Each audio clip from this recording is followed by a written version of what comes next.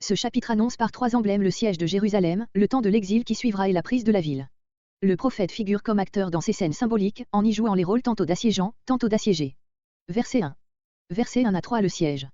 Ézéchiel doit dessiner sur une brique l'image de Jérusalem investie. Les briques, communément employées en Palestine et en Babylonie pour bâtir, servaient aussi de tableaux pour dessiner ou pour écrire. Les fouilles faites en Assyrie et en Babylonie ont mis au jour de véritables bibliothèques composées de briques couvertes de signes d'écriture. On traçait les caractères ou les dessins sur la brique molle qu'on faisait ensuite sécher au feu ou au soleil et l'image devenait pour ainsi dire indestructible. Rien en soi n'empêcherait de penser que cet ordre ait été entendu au sens littéral. Mais ce premier emblème est étroitement lié aux deux suivants, versets 7 et Ézéchiel 5.2, or, ceux-ci ne peuvent avoir reçu une exécution matérielle, comme nous le verrons. Il ne faut pas oublier que dès le commencement de cette scène, aussi bien que dans celle de sa vocation, le prophète avait été ravi en extase, Ézéchiel 3.22. Tous les faits suivants doivent donc être envisagés comme s'étant passés en vision, absolument comme l'acte de manger le rouleau au chapitre 2. C'était par le récit qu'en faisait le prophète que ces visions devaient exercer leur action sur le peuple qui l'entourait, Ézéchiel 11.25. Verset 2. Mais le siège. Ézéchiel représente ici l'assiégeant, pour montrer que l'Éternel, dont il est le serviteur, est le véritable auteur de cette catastrophe. Des terrasses, retranchements en terre élevés contre le mur ennemi qu'il s'agissait de battre. Des béliers, têtes en fer, fixés au bout de grandes poutres que l'on mettait en mouvement au moyen de machines, pour enfoncer les portes ou crever les murs. Verset 3. Une poêle en fer. Cette feuille de fer que le prophète doit dresser comme un mur entre lui et la ville assiégée représentée sur la brique, signifie sans doute qu'il sera impossible de donner du secours à la ville. Nul, ni le peuple exilé, par ses prières, ni Dieu, par sa puissance, ne voudront ou ne pourront s'en approcher pour interrompre le cours du siège. Sa ruine sera donc inévitable. Verset 4. Verset 4 à lui la durée du châtiment.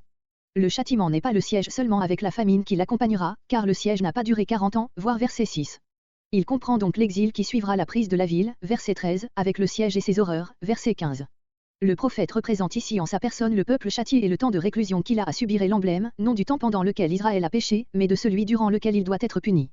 Porter l'iniquité signifie ici comme souvent, subir la peine de l'iniquité. Le châtiment n'est porté par Ézéchiel que d'une manière symbolique, et cela, dans un but prophétique et nullement expiatoire. Il s'agit uniquement d'en figurer la durée. Mais l'iniquité sur ce côté, c'est ce qui avait lieu par le fait même qu'Ézéchiel restait si longtemps et si péniblement couché sur ce côté. Les deux chiffres de 390 pour Israël et de 40 pour Juda, ainsi que leur total 430, ont un sens symbolique plutôt que rigoureusement chronologique. D'après Exode 12.40, la servitude d'Égypte avait duré 430 ans. La somme des deux chiffres d'Ézéchiel étant précisément la même, on voit par là que le prophète veut, conformément aux deux paroles d'Eutéronome 28.68 et Osée 9.3, assimiler l'exil dont Dieu va frapper le peuple à une nouvelle captivité égyptienne. Sur ce total de 430 ans, Juda en reçoit pour sa part 40. Ce nombre est toujours celui de l'épreuve purifiante, comparé comme exemple, les 40 ans d'Israël et les 40 jours d'Élie et de Jésus au désert. Telle sera pour Juda la captivité de Babylone, une épreuve salutaire, relativement courte.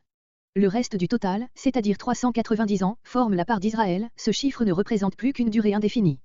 Le châtiment du peuple des 10 tribus durait déjà depuis 130 ans, dès l'an 722, quand celui de Juda allait seulement commencer et il devait durer bien longtemps encore. On a supposé aussi et non sans quelque vraisemblance, que le nombre de 390 étant juste le triple de celui de 130, le nombre des années qu'Israël avait déjà passé en captivité, Ézéchiel voulait indiquer vaguement, par ce rapport, la durée bien plus considérable du temps que durerait encore l'exil des 10 tribus.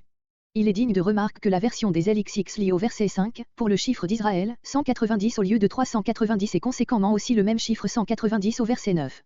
Il faudrait, dans ce cas, compter ces 190 ans de l'an 736 à peu près, Galiléens déportés par Tiglath-Pileser, jusqu'à l'an 536, époque du retour de l'exil. Car c'est depuis ce moment sans doute qu'une partie de la population du royaume des 10 tribus vint habiter de nouveau la Galilée qui peu à peu s'unit étroitement à la Judée pour compléter la restauration de l'ancien peuple de Dieu, voir chapitre 37. Il y a des textes dans lesquels Jérémie 3.11, et Ézéchiel lui-même, Ézéchiel 16.46-51, représentent, en contradiction apparente avec notre passage, Juda comme plus coupable qu'Israël. Cela était vrai en un sens, puisque Juda avait reçu bien plus de grâce qu'Israël, mais d'autre part il y avait en Juda un noyau fidèle qui pouvait plus aisément être purifié, une fois ramené en Canaan, être employé au rétablissement de la théocratie. Le côté gauche est attribué à Israël et le côté droit à Juda, non parce qu'Israël était au nord et Juda au sud, par conséquent le premier à la gauche et le second à la droite de celui qui regarde vers l'Orient, mais plutôt parce que le côté droit est toujours censé posséder une dignité supérieure, Genèse 48.13 et suivant, Ecclésiaste 10.2. Verset 7. Ta face et ton bras nu, attitude et gestes menaçants, exprimant l'indignation de Dieu contre la ville dont l'image est tracée sur cette brique placée en face du prophète, verset 3. Tu prophétiseras. Cette parole explique et complète l'ordre donné Ézéchiel 3.27. Verset 8. Des cordes. Simple image, exprimant l'immobilité à laquelle le prophète est condamné par l'Éternel. Verset 9. Verset 9 à 17 un troisième emblème représentant les souffrances et les opprobres du siège et de la captivité qui suivra. Du froment, de l'orge, etc. Les galettes de pain se faisaient ordinairement de farine de froment. Ici sont ajoutées 5 autres espèces de grains dont quelques-unes n'étaient employées, pour faire du pain, que dans des cas de détresse.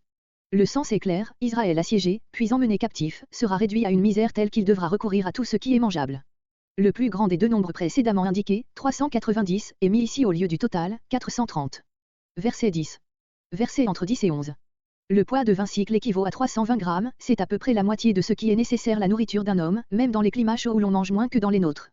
Un sixième de 1 représente une contenance d'un peu moins d'un litre, le 1 équivaut à 5 litres, ou, comme disent les rabbins, celle de 12 œufs de poule. Cette ration quotidienne, déjà si restreinte, ne devait être prise que par intervalles et à petites portions, de sorte que le rassasiement ne fût jamais complet, image des temps de pénurie par où passera le peuple jusqu'à ce que Dieu lui ait pardonné son péché. Verset 12. Avec des tourteaux. En Orient on prépare sous cette forme le combustible fait avec la fiente du bétail, dans les contrées où manque le bois. L'emploi d'excréments humains, ordonné ici au prophète, a quelque chose de tout à fait repoussant, car il s'agit d'une galette qui doit cuire sur la cendre et être en contact avec elle. Comment ne pas appliquer ici par conséquent la maxime Deutéronome 14.3, tu ne mangeras rien d'impur. Dieu veut certainement faire comprendre aux Juifs, par cette image, l'état d'abjection auquel ils seront réduits pendant qu'ils séjourneront au milieu des païens, verset 13, et seront obligés souvent d'user d'aliments que la loi déclarait souillés. Verset 14.